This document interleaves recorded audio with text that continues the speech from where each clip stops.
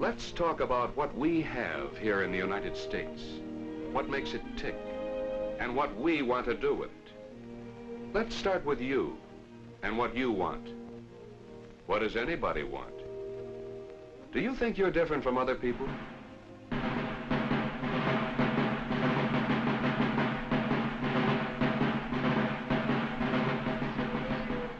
Millions have worshipped the strong man, the leader. Millions let somebody else decide what they want.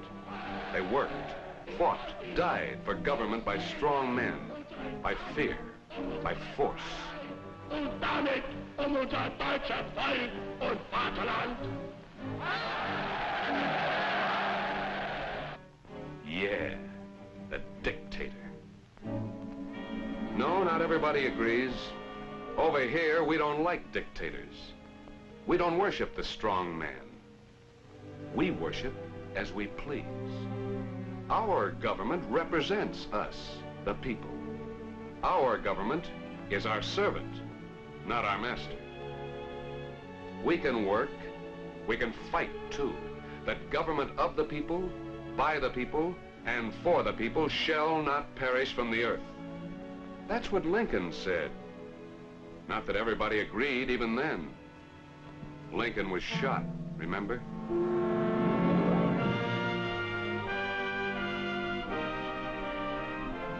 Any government, a lot of power, but keep in mind that the power can come from the top down or from the bottom up.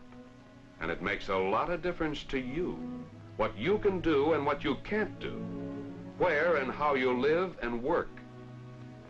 Let's start from there, where we live and work, what we have in the United States.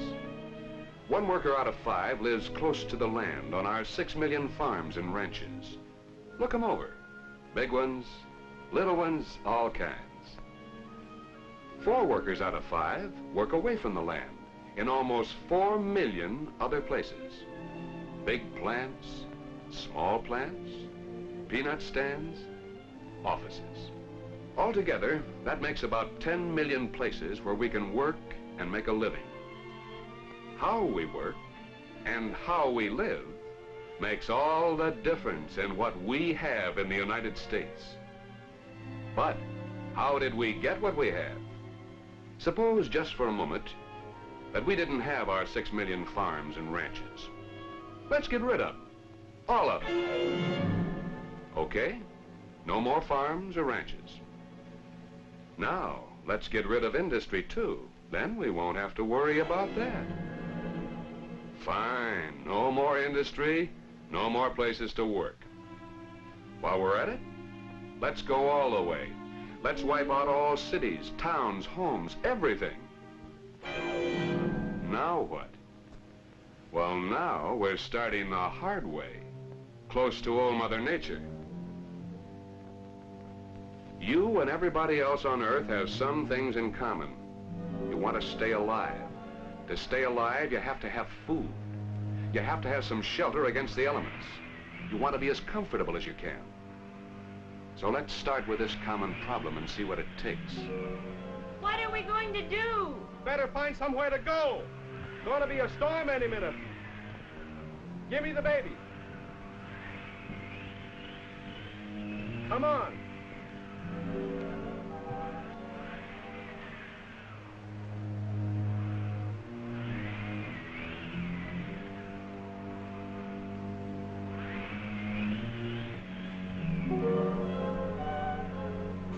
Well, it's better than nothing, I guess.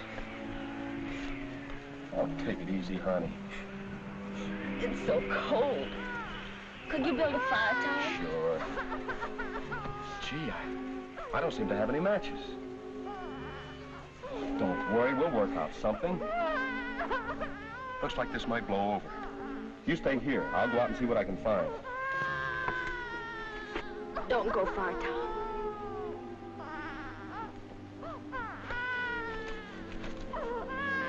There, darling. I know you're hungry. How long do you think she can feed that baby unless she gets some food herself? Not long. How long could you stay alive dumped into a real wilderness? Most people would starve to death. And yet, it's funny, isn't it? It's all there. Sun, air, soil, water, minerals, metals. It's all right there. But how to get at it?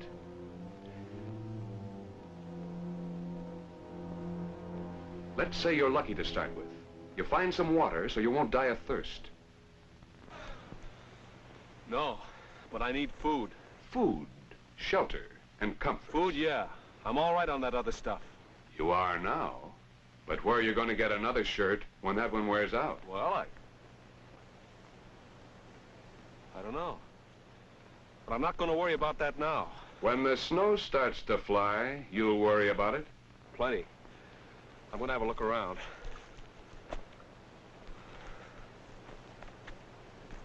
Tom has what any man has to work with, his brains and his muscles. So he goes to work with what he has. Put yourself in his place. Let's say you're lucky. You find some roots you can eat. You find some berries. A couple of days go by and you're still alive, but it's a full-time job. Let's say you're very lucky. You find some fish just when they're spawning. They're helpless. Now, this probably wouldn't happen to you, but let's make it easy. Let's say you get a couple of fish the way a bear does. Midge! Look what I got. Oh, I just flipped them out. I'm so hungry I could almost eat them raw. I don't know. Want to try? I can't. I can't. Gee, if we just had a knife. Hey, isn't that smoke? Oh, Tom. Sure it's smoke. There must be somebody over there.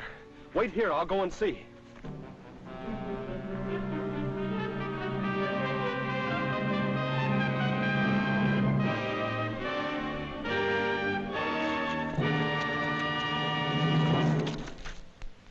Where'd you come from? I don't know. Neither do I. You got a fire. I wanted a fire, but I didn't have any matches. How'd you do it? It took me long enough to get going. I've been trying to do this ever since I found myself here. I started like this. See? Then I took my shoelace and did it this way. Gee, that's wonderful. Yeah. And that knife. Where'd you get it? I found the antler. I made it by rubbing it against the rocks. Say, how about letting me use it? Ah, wait a minute. What do you want it for? You got some food? My wife and baby are just down the valley. We've been living on roots and things, but I got a couple fish. You have? How big? Oh, about like that. Nice ones. Man, I'm so hungry I can hardly stand it. I've been working against time. I got a weak stomach and I figured I can't eat stuff raw. Look, let me buy one of those fish. What with? What do you think? Oh, well, I guess I haven't got any money. What would I do with money around here? Well, nothing, I guess. Look, let's put it this way. You give me a fish, I'll let you use my knife and cook on my fire. How's that? Wait a minute. Maybe I'll never find another fish. Listen, I gotta get something to eat. I'm so hungry, I'm sick, I've been working. Where are they? Back with your wife? Don't get any ideas. I offered you a fair swap. Give me that knife. I'll give it to you right in the belly.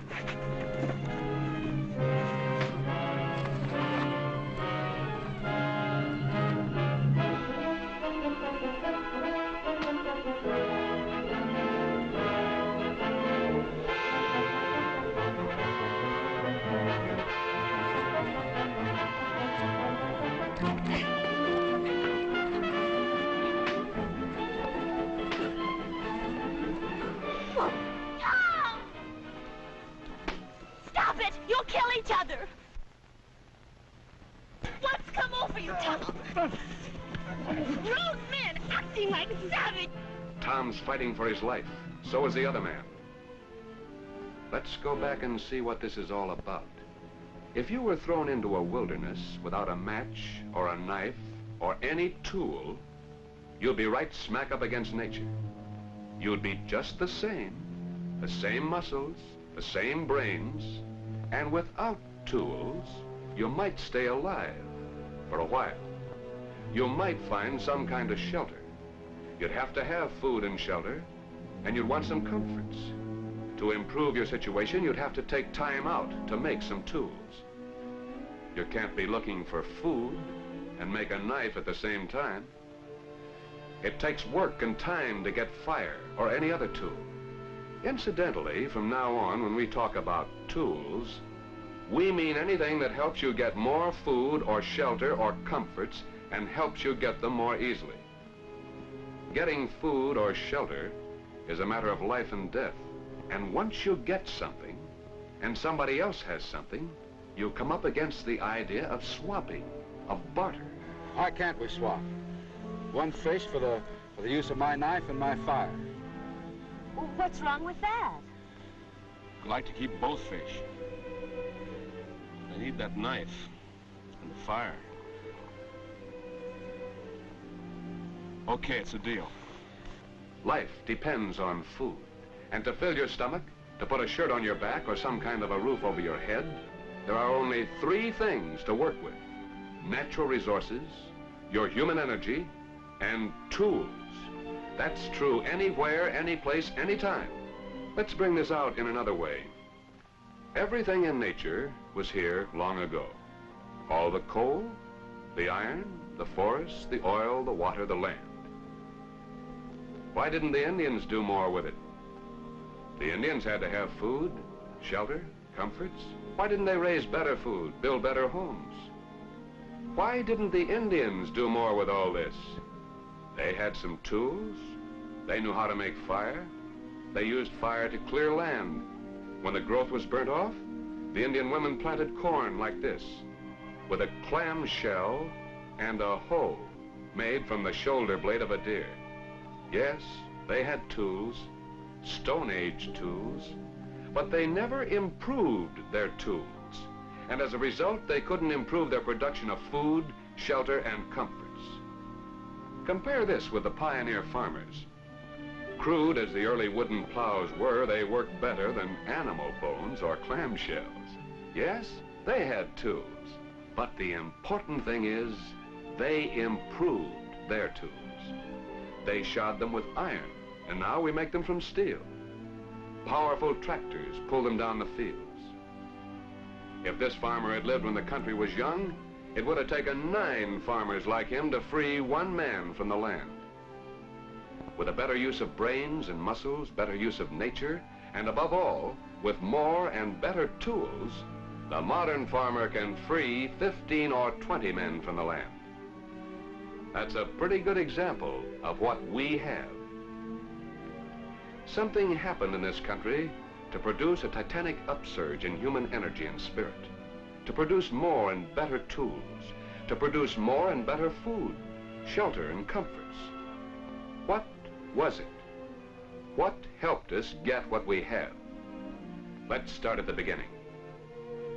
The founders of the country didn't have tractors or television sets or automobiles, but they did have a mighty faith in God and a big revolutionary idea about people. They thought governments ought to be the servant, not the master of ordinary people like you and me. Have you ever read the Declaration of Independence? Men risked their lives for the principle that in this country, at least, we the people take our rights from God and set up a government to preserve and protect our individual rights. Think that over. The signers of the Declaration of Independence declared their belief that we are endowed by our Creator with rights to life, liberty, and the pursuit of happiness, which nobody, no person, no group, no political party, not even our government, can take away from us. This farmer has certain unalienable rights, responsibilities, and obligations, which are his birthright under the law. This worker has the same rights, responsibilities, and obligations, which are his birthright under the law. These workers can challenge their government. which is ordered to protect their rights. And these aren't idle words. On July 4th, 1776, we declared our independence. In 1788, we ratified our Constitution. And to this day, every officer, law, and division of American government has existed solely for the purpose of protecting our unalienable rights to life, liberty, and the pursuit of happiness. When you read the Constitution of the United States, notice it starts off with, "We, the people," and it's the oldest instrument of government in continuous use.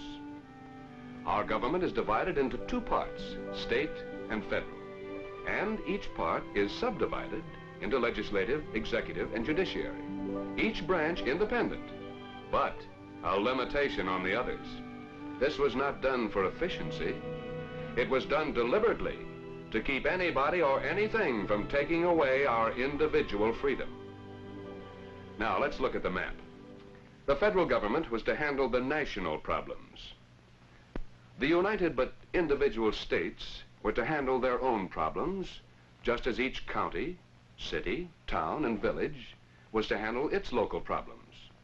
Problems like fire protection, police protection, protection of the streets and highways, protection and development of citizenship through public education. Things like this are the concern of state and local government. We, the people, have given our federal, state, and local governments a limited power, but we have ordered them, remember, to use that power to protect our individual freedoms. Our rights are only limited when it's for the public good. Like when you're driving along a public street. Traffic changes. You stop. You don't even think about it. But you stopped because we gave government, represented by the police officer, the right to make a stop to let the other people go through. Then, when you get the signal, it's your turn to go ahead. Limitations of our rights? Sure. But for the public good. And that's the way our country has gone ahead.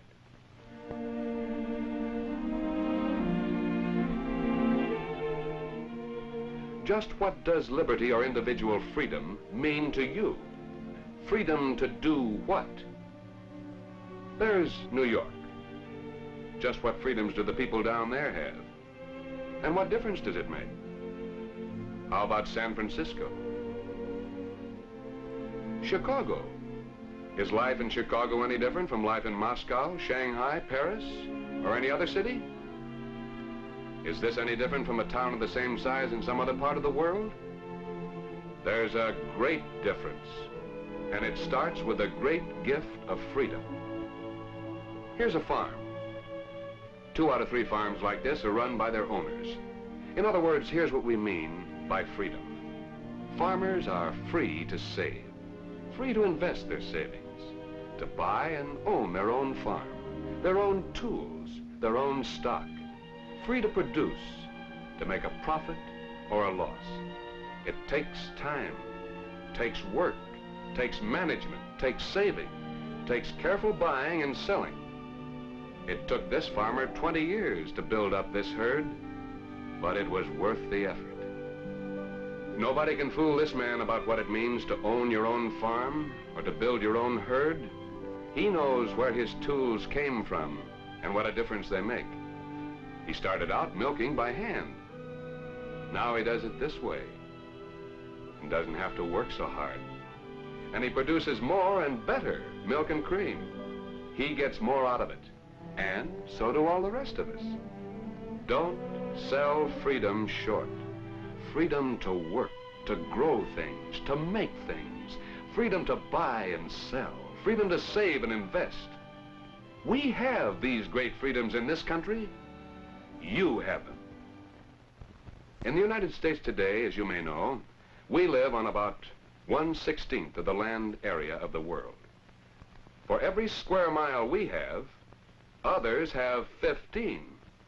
For every worker we have, others have about 15. As far as nature and manpower go, the odds against us are about 15 to 1. Let's get this straight. All around the world, men want the same things: food, shelter, and comforts. And naturally, selfishly, want all they can get. You do. I do. Everybody has this in common. All of us must use what we can find in nature, our own manpower, and the tremendously productive power of tools. Yet in our 10 million workplaces, with odds of 15 to 1 against us, we have half the productive power on Earth. That didn't just happen. There's a good reason why we have the best workers, the best tools on Earth. Why we're about 8 to 1 better off than the rest of the whole world. How do you think this came to be? What makes us tick? Let's talk about how we got what we have in these United States and what it means to you.